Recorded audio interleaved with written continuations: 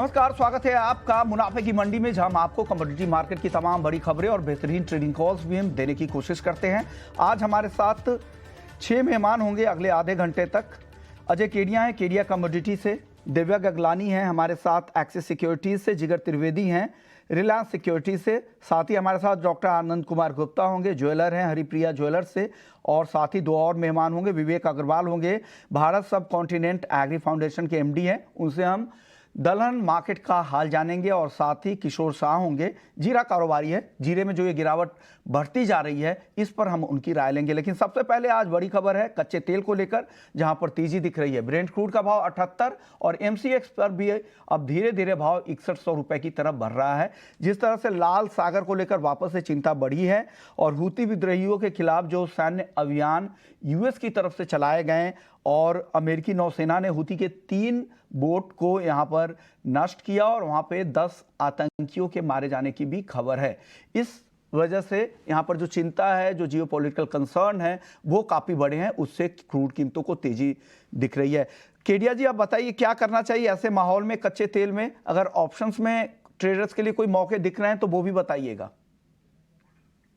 नमस्कार विश्वनाथ जी। डेफिनेटली अगर हम देखेंगे कच्चे तेल में वैसे भी कोई भी जियोपॉलिटिकल टेंशन रहता है तो कहीं ना कहीं इम्पैक्ट मार्केट में आता हुआ दिखाई देता ही है। और हम जानते हैं कि 2023 के अंदर हमने जब से इजराइल और हमास के बीच में युद्ध आते हुए देखा, $94 से हम टच भी किए थे, बट वहां से सस्टेन नहीं कर पाया था।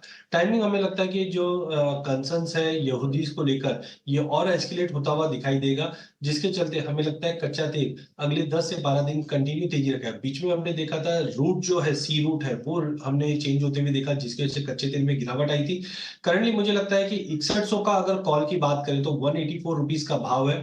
तो यहाँ पे मुझे लगता है कि एक कॉल लेके चलिए 182 पे 120 का स्टॉप लॉस रखिए। हायर साइड पे मुझे लगता है कि प्राइजेस के अंदर कम से कम 200 रुपए की अगर तेजी आती है तो लगभग यहाँ पे आपका कॉल की वैल्यू भी 300 तक हो जाएगा। तो 182 पे लीजिए 300 के टारगेट के लिए ऑप्शन के अंदर। और ओवरऑल मुझे लगता है कि ये हफ्ता कच्चा तेल तेजी में रहेगा, जहाँ पे ब्रेंट भी एक अच्छी खासी तेजी कंटिन्यू दिखाता हुआ दिखाई देगा। ओके, तो क्रूड को लेकर ये सलाह है आपकी। अब जिगर, आप बताइए, आप क्या ट्रेड सलाह देंगे? किस तरह की ट्रेडिंग रणनीति बनानी चाहिए कच्चे तेल में आज? गुड मॉर्निंग विश्व Mohan. I will go with an exact same view. मुझे लग रहा है 6100 का जो कॉल ऑप्शन है, थोड़े छोटे से स्टॉप लॉस के साथ भी खेला जा सकता है। One can go long in 6100 call option around current level of 180 182। 155 का यहाँ पे स्टॉप लॉस लेके 230 250 के टारगेट के लिए यहाँ पे लॉन्ग किया जा सकता है। फ्यूचर्स पे करना है, one can go long around 6070 and 6020 stop loss लेके 6170 के टारगेट के लिए यहाँ पे लॉन्ग किया जा सकता है। आपकी सलाह क्या है? आप सहमत है दोनों एक्सपर्ट से? कॉल खरीदारी की सलाह दे रहे हैं, आप भी सिमिलर व्यू रखते हैं? गुड मॉर्निंग विष्णु जी, मेरा व्यू भी सिमिलर रहेगा। जैसे कि ईरान ने जो वॉरशिप मूव किया लाल सागर में, तो उससे जो यूएस और ईरान के बीच में जो तनाव है और भी बढ़ सकता है आगे जाके। तो जो भी टिप्स अगर आता है कच्चे तेल के अंदर तो हमें बाय करके चलना चाहिए।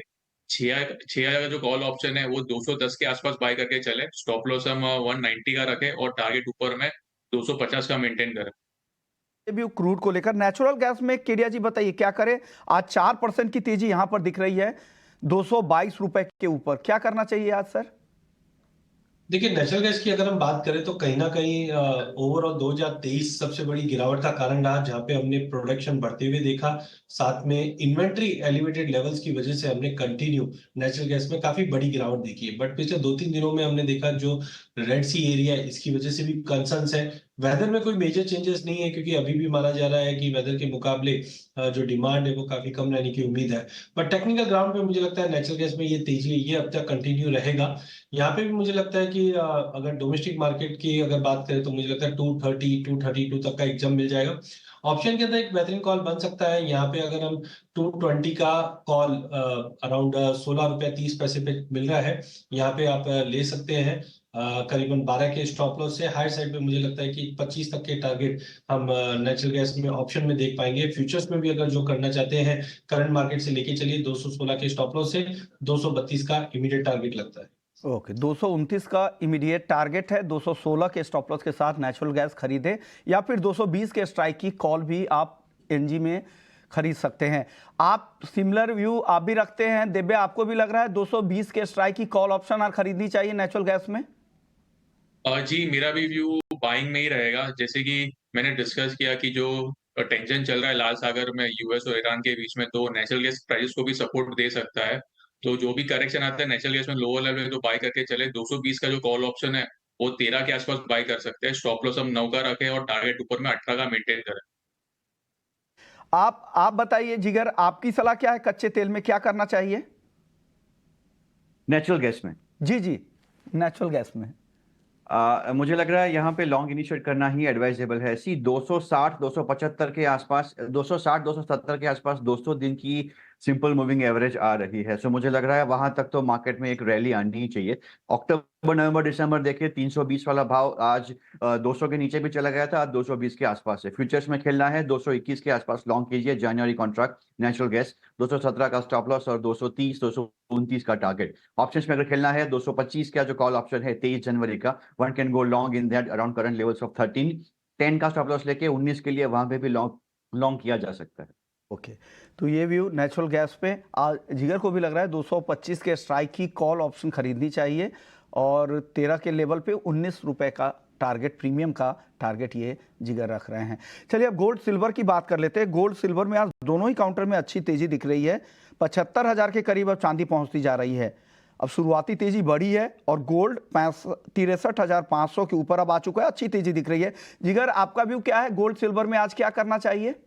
इंट्राडे में अगर हमें करना है तो देखिए लॉन्ग किया जा सकता है। थोड़ा जियोपॉलिटिकल टेंशन का यहाँ रिस्क है तो थोड़ा बहुत यहाँ पे स्पेकुलेटिव बाइंग या सेफ हेवन बाइंग आ रहा है। लेकिन अगर हम डॉलर इंडेक्स की चाल देखें, एक दो दिनों में वहां से भी बाउंस आ रहा है, सो उसकी वजह से थोड़ा बहुत प्रेशर आना चाहिए। हालांकि मुझे लग रहा है 2070 के ऊपर जब तक कॉमेक्स गोल्ड है one can go long. Gold की अगर हम बात कर रहे हैं February contract, one can go long around 63,400, 63,300 stop loss लेके चले 63,600 के टारगेट के लिए। सिल्वर की बात करें तो चाइना का डेटा भी अच्छा आया है, थोड़ा बहुत सपोर्ट भी है बेस मेटल्स की ओर से। एंड मुझे लग रहा है मार्च वायदा सिल्वर अगर 74,600 पे मिलता है, लॉन्ग किया जा सकता है 74,400 के स्टॉप लॉस के साथ 75,000 के टारगेट के लिए। ये दोनों काउंटर गोल्ड और सिल्वर, ये ट्रेंड कंटिन्यू हो सकता है और शॉर्ट टर्म में यहाँ पे खरीदारी की सलाह, ट्रेडिंग के लिए गोल्ड और सिल्वर दोनों खरीदने की सलाह जिगर की तरफ से आ रही है। दिव्या, आप क्या सलाह दे रहे हैं? गोल्ड सिल्वर में क्या करे? मेरा भी रणनीति बाइंग की तरफ ही रहेगा। जैसे कि जियो पर टेंशन चल रहा है तो गोल्ड और सिल्वर को लोअर लेवल सपोर्ट मिल सकता है। और साथ ही साथ ये वीक में काफी इंपॉर्टेंट डेटा रिलीज है, आईएसएम मैन्युफैक्चरिंग का डेटा है, नॉट फार्म पेरोल का डेटा है। तो ये डेटा दोनों गोल्ड के प्राइसेस को और जो फेड के डिसीजन को इन्फ्लुएंस कर सकता है। तो मेरे हिसाब से लोअर लेवल पे बाइंग करना चाहिए। 63,200 के करीब आता है तो बाय करके चले। स्टॉप लॉस हम 63,000 का रखें और ऊपर में जो टारगेट है 63,500 का मेंटेन करें। चांदी की भी जो शुरुआत है ये साल की अच्छी रही है। जो फैक्टर्स है, जियोपॉलिटिकल फैक्टर्स, वो गोल्ड के साथ चांदी को भी एक सपोर्ट दे सकता है लोअर लेवल पे। सिल्वर भी हम बाय करके चल सकते हैं 74,300 करीब। स्टॉप लॉस हम 73,900 का रखें और ऊपर में जो टारगेट है 75,000 का मेंटेन करें। ओके, तो ये व्यू चांदी को लेकर 75,000 के टारगेट के लिए आप खरीद सकते हैं और गोल्ड भी खरीदने की सलाह एक्सिस सिक्योरिटीज़ की भी दोनों ही काउंटर में खरीदारी की सलाह रही। 63,500 गोल्ड का और सिल्वर का टारगेट है 75,000। केडिया जी, अब आप बताइए, अहम डेटा भी है जो दिसंबर बैठक के मिनट्स भी आने वाले हैं फेड के, और साथ ही दो अहम डेटा जो इस हफ्ते आने वाले हैं उसमें जॉब ओपनिंग्स के डेटा और नॉन फार्म पेरोल के आंकड़े भी आने वाले हैं दिसंबर महीने के। इन डेटा ड्रिवन मार्केट में क्या करना चाहिए, किस तरह की चाल रहेगी और इंट्राडे के लिए किस तरह से ट्रेडिंग रणनीति बनानी चाहिए गोल्ड सिल्वर में आज? देखिए 2023 काफी शानदार रहा है सोने चांदी दोनों के लिए, खास करके गोल्ड के लिए। जिस ढंग से हम देख रहे हैं कि geopolitical tension, central bank buying, inflation, interest rate अब तक बढ़ रही थी, बट अब हमें क्लियरिटी है कि इंटरेस्ट रेट घटेगी। लेकिन ये हफ्ता काफी चैलेंजिंग होने वाला है बिकॉज एफएमसी की मीटिंग के मिनट्स आने हैं। एडीपी नॉन फार्म का अगर डेटा देखें तो पिछली बार 103 के करीब था और साथ में नॉन फार्म एम्प्लॉयमेंट चेंज, यहाँ पे हम एक बड़ी गिरावट देख रहे हैं। 199 के मुकाबले 168 दिखाई दे रहा है, जो कहीं ना कहीं डॉलर के लिए खराब है। बट मुझे लगता है कि ऑलरेडी हमने पिछले 2 मीटिंग के जो अपडेट आते हुए देखे उसमें ये चीज क्लियर हो चुका है कि मार्च ऑनवर्ड्स हम 150 बिप्स के रेट कट देखेंगे। तो आई थिंक मार्केट के अंदर गोल्ड को बड़ा तेजी करने के लिए कोई ऐसा बड़ा कारण दिखाई नहीं दे रहा है। नो डाउट मुझे लगता है कि सेलिंग के लिए भी कोई बड़े कारण नहीं, खाली प्रॉफिट बुकिंग को छोड़कर। तो बिल्कुल इंट्राडे के लिहाज से मैं डेफिनेटली बाइंग में रहना चाहूंगा। बट ये अब तक जो डेटा पॉइंट है ये जनवरी की पूरी रणनीति डिसाइड करेंगे, क्योंकि मेरे हिसाब से इंटरेस्ट रेट कट होगा ये अब सबको पता है और कितना होगा ये भी पता है। तो मुझे लगता है खाली ये डेटा की वजह से जो सपोर्ट मिलेगा वो अगले 1-2 दिन मिल जाएगा, बट एक करेक्शन जनवरी मंथ में, शार्प करेक्शन जनवरी मंथ में ड्यू है गोल्ड के अंदर, उसके लिए कॉशियस रहिए। बिल्कुल इंट्राडे के लिहाज से मुझे लगता है कि 63 350 400 के करीब लिया जा सकता है। हायर साइड पे लिमिटेड अपसाइड रहेगा जो 63 600 तक का लेवल रहेगा। वहीं चांदी में एज कंपेयर टू गोल्ड थोड़ी सी सुस्ती कंटिन्यू रहेगी, क्योंकि gold silver ratio elevated levels पे ही है। 74 550 600 के करीब लेके चलिए, लिमिटेड अपसाइड है जो 75 200 तक का लेवल दिखा सकता है। यानी आज जितने भी कॉल्स अब तक आए हैं हमारे तीनों एक्सपर्ट्स के, कहीं कोई कंफ्यूजन नहीं, आपको एक लाइन पर आज ज़्यादातर यहाँ पे खरीदारी की ही सलाह दी जा रही है। चलिए अब हाजिर डिमांड की बात कर लेते हैं गोल्ड और सिल्वर की। हमारे साथ डॉक्टर आनंद गुप्ता भी हैं हरिप्रिया ज्वेलर्स से। आनंद जी, गोल्ड और सिल्वर की किस तरह की डिमांड रही है जो अभी क्रिसमस के दौरान और नए साल के दौरान किस तरह की डिमांड रही है हाजिर में? विश्वमोहन जी, हैप्पी न्यू ईयर, साल का बहुत बहुत शुभकामना। आपको भी सर बहुत बहुत बधाई सर। क्रिसमस का भी सेल बढ़िया रहा है और अभी जो आने वाला वेडिंग सीजन है उसके लिए भी लोगों का बुकिंग बहुत अच्छा चल रहा है। और रेट को लेके जो एक था कि और 75 से 65 से ऊपर चला जाएगा गोल्ड का रेट, उसमें कमी रहने के कारण से एक लोग को उम्मीद जगा है कि नहीं अब खरीद लेना चाहिए। और अच्छा खासा अभी जो है मार्केट में बुकिंग हो रहा है। जो भी ज्वेलरी लेने वाले जो 65,000 की उम्मीद आप कह रहे थे, पिछली बार बात हो रही थी, मेरा कहना है कि ये जब रिकॉर्ड के आसपास ही है, रिकॉर्ड से देखे तो 500-700 रुपए नीचे ही सोने का भाव, क्या लग रहा है इन भाव की वजह से क्या डिमांड पर कुछ असर हुआ है गोल्ड के? नहीं, भाव के रुकने के कारण से बिक्री बढ़ा है। भाव जिस तेजी से बढ़ रहा था उसमें लोगों को उम्मीद नहीं लग रहा था कि क्या करना चाहिए, लेना चाहिए नहीं लेना चाहिए, कंफ्यूजन में थे।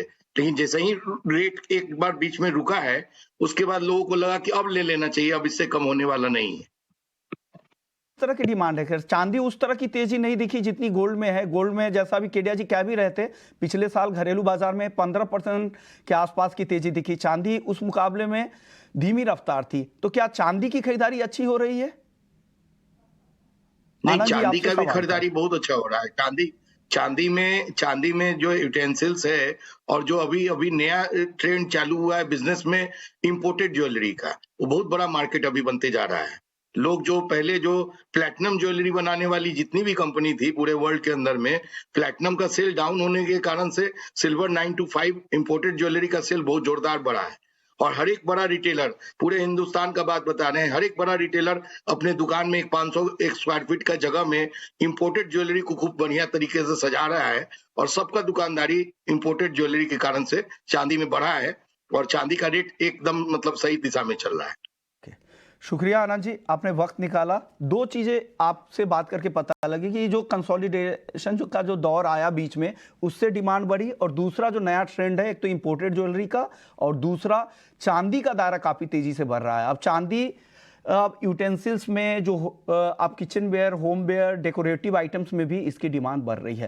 बात कर लेते हैं बेस मेटल्स की। बेस मेटल्स में आज जिंक पर दबाव है, बाकी सपाट दिख रहे हैं। एल्युमिनियम में तेजी है आधे % के आसपास। केडिया जी, क्या पसंद है आपको मेटल्स में?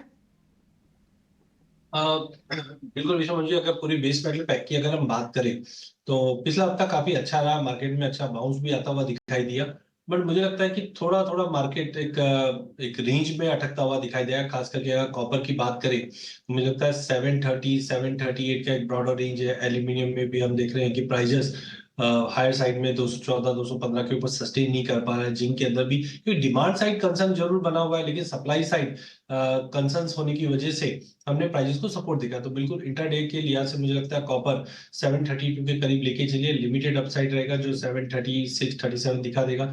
एल्यूमिनियम फिर भी ठीक है एज कंपेयर टू बाकी मेटल, 211 में लेके चलिए, 214 का स्टॉप लॉस। बट बिल्कुल ये इंट्राडे में रहेगा। ये हफ्ते में हमें लगता है कि डॉलर की जो गेन्स है उसके चलते बेस मेटल में भी एक करेक्शन देखने मिल सकता है। सुबह चाइना से जो नंबर्स आए थे मैन्युफैक्चरिंग PMI के, वो 50.8 आए हैं, जिसकी वजह से आज हम sideway to positive move base metal में देख पाएंगे। ओके जिगर, आपको क्या पसंद है? आपकी तरफ से टॉप ट्रेडिंग आइडियाज मेटल्स में? I think I will go with copper. Copper 731 के आसपास मिलता है। वन कैन गो लॉन्ग 728 के स्टॉप लॉस के साथ 737 के टारगेट के लिए। कॉपर में हमने लास्ट वीक देखा कि 740 तक का एक बाउंस आया था, लेकिन लेकिन उसके ऊपर मार्केट सस्टेन नहीं किया था। 740 के ऊपर अगर पोजिशनली यहाँ पे क्लोज मिलता है 755 तक के लेवल भी मुमकिन है, but as of now for intraday purpose only I go long with copper. आपको भी कॉपर पसंद है दिव्या? हाँ, अगर मैं बेस मेटल पैक की बात करूँ तो 2023 जो है ओवरऑल इतना अच्छा खास रहा नहीं बेस मेटल के लिए। कॉपर है जो है मार्जिनल 2% ही ऊपर रहा लास्ट ईयर।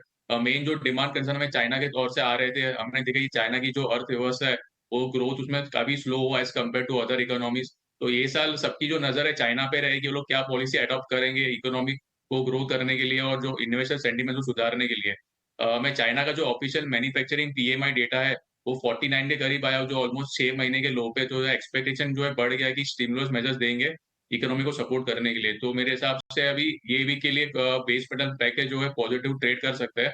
कॉपर जो है 730 के आसपास बाय करके चले, स्टॉप लॉस हम 727 का रखे और ऊपर में टारगेट है 735 का मेंटेन करें। ओके, यानी आज जितने भी कॉल्स आए हैं सब सिमिलर व्यू, तीनों एक्सपर्ट्स एक राय के साथ आज बाइंग कॉल की तरफ ही जा रहे हैं। लेकिन चलिए अब बात करते हैं दलहन की, एग्री मार्केट का रुख करते हैं और हमारे साथ एक खास मेहमान भी हैं, विवेक अग्रवाल हैं, भारत सब कॉन्टिनेंट एग्री फाउंडेशन के एमडी हैं। शुक्रिया विवेक जी, आपने वक्त निकाला। सर, पल्सेस का मार्केट काफ़ी एक्टिव है, हालांकि इंपोर्ट जिस तरह से हो रहे हैं और सरकार भी ड्यूटी फ्री इंपोर्ट का विंडो जिस तरह से बढ़ाया गया है सरकार की तरफ से, सप्लाई बढ़ाने की कोशिश है, लेकिन दाम में उस तरह का रिफ्लेक्शन नहीं आ रहा है। तुअर के दाम अभी भी काफ़ी ज़्यादा है, क्या लग रहा है कब तक ये दाम कम होंगे? विवेक जी। जी नमस्कार। देखिए, जो अभी के हालात हैं और जिस तरह की पिछले साल की फसल आई थी उससे हालात बिल्कुल बहुत ज़्यादा अच्छे नहीं हुए हैं। और इस साल भी जो हमारे बारिशों का मौसम जितना डिफरेंट रहा है और जब जरूरत थी तब बारिश नहीं हुई, तो इससे बहुत बड़ा असर पड़ा है दालों की उत्पादकता पर और इसका इम्पैक्ट 2024 में और ज़्यादा रहने की उम्मीद है।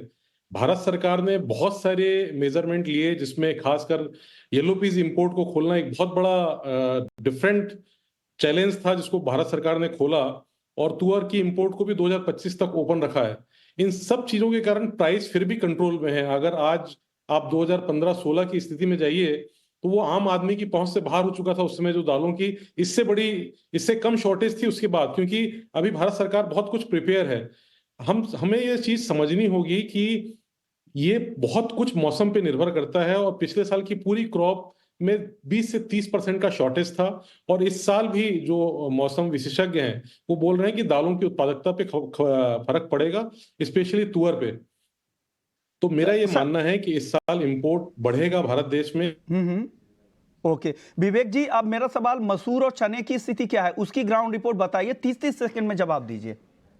जी देखिए, चने पे थोड़ा जो पहले उत्पादकता की बहुत ज्यादा उम्मीद थी उससे 10% के आसपास की कम है। तो चना अच्छा है, लेकिन फिर भी पिछले साल की जो प्रेडिक्शन था उससे कम है। मसूर इट्स वेरी अर्ली टू से, क्योंकि जनवरी फरवरी में अल नीनो का इम्पैक्ट पड़ेगा और नमी कैसे रहती है उसके ऊपर डिपेंड करेगा। तो मुझे लगता है कि अभी वेट एंड वॉच की स्थिति है। चना कंपेरेटिवली ठीक है तुअर के कंपेरिजनली, बट उतना अच्छा आज भी चना नहीं है, और येलो पीस के इंपोर्ट के कारण इस पे प्राइस पे भी थोड़ा सा प्रेशर रहेगा। ओके कुल मिला के अब मैं ये जानना चाह रहा हूं, इंपोर्ट की स्थिति आप देख ही रहे हैं, फसल की स्थिति आपने पूरी तरह से बता ही दिया। क्या कंज्यूमर्स को आगे ज्यादा भाव देने पड़ेंगे या सस्ता ये खाने के दाल उनको सस्ता मिल पाएगा क्या? देखिए, सस्ते की परिभाषा ऐसा है कि आज हम लोग पिज्जा बर्गर के लिए बहुत पैसा खर्चा करते हैं और दालों का उतना प्राइस नहीं बढ़ा है जितना कंसर्न दिखाया जाता है।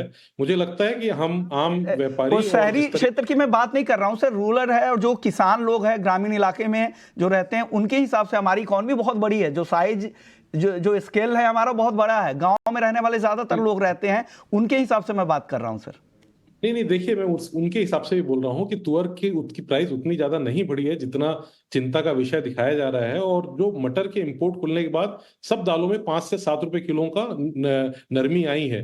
प्राइस रिमेन्स, सेंटीमेंट सेम रहेंगे, थोड़े से प्राइस स्लाइटली हाई हो सकते हैं, पर कम होने की उम्मीद काफी कम है, क्योंकि तुअर की उत्पादकता इस बार भी चूंकि बारिश और बाकी अल नीनो का इम्पैक्ट है कम रहेगा।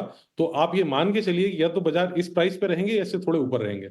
ओके शुक्रिया विवेक जी, आपने वक्त निकाला और पूरी तरह से बताया कि किस तरह की स्थिति ग्राउंड की है, फसल को लेकर क्या स्थिति है, डिमांड सप्लाई को लेकर क्या स्थिति है और भाव आगे कैसे रह सकते हैं। चलिए आगे बढ़ते हैं और बात कर लेते हैं एक और एग्री कमोडिटी जीरे की, जहां पे जबरदस्त गिरावट दिख रही है। कल 6% का लोअर सर्किट, आज भी गिरावट 26,000 तक लुढ़क का मार्च का वायदा और 28,200 के आसपास है जनवरी का वायदा। छोटा जवाब दीजिएगा केडिया जी, क्या लग रहा है और गिरावट दिख रही है आपको जीरे में? देखिए फंडामेंटली अगर हम बात करें तो मार्केट ऑलरेडी हर चीज को डिस्काउंट कर चुका है, लेकिन क्रेडिट कंसेस की वजह से कोई भी ये लेवल पे एंट्री नहीं करना चाहता है, तो बेटर है stay away as of now. But हाँ, जैसे हम देख रहे हैं कि भाव नीचे है तो रमजान की डिमांड ये भाव में काफी अट्रैक्टिव है, तो ये हफ्ते के अंदर मुझे लगता है कि प्राइजेस कहीं ना कहीं सपोर्ट लेता हुआ दिखाई देगा। 27 से 28,000 का जो बेस है वो क्रिएट कर जाएगा ये हफ्ते में। केडिया जी 10 सेकंड में जवाब दीजिएगा, ग्वार सीड ग्वारगाम और गिर सकता है क्या यहां से? करंट लेवल से मुझे लगता है गवार सीट लेके चलना चाहिए। 5400 जनवरी वायदा जो ऊपर में वापस 5550 से 5600 का लेवल दिखा सकता है। गवार गम में भी 10,550 के ऊपर लेके चलिए, 10,680 का इमीडिएट टारगेट रहेगा। ओके, शुक्रिया केडिया जी आपका। जिगर दिव्या आप लोग का भी बहुत बहुत शुक्रिया, आप लोगों ने आज बहुत बढ़िया कॉल दिए और बिल्कुल सिमिलर कॉल, कोई कंफ्यूजन आज के दिन में ट्रेडर्स के लिए नहीं थे। लेकिन